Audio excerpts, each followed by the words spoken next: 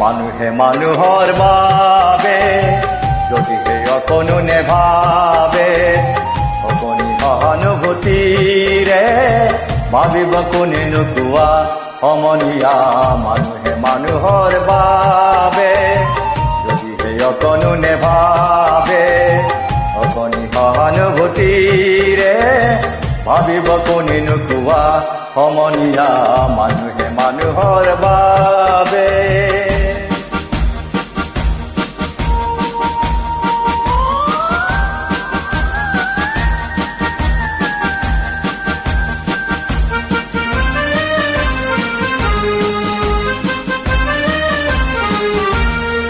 মানুহে মানুহক কিনিব খুজি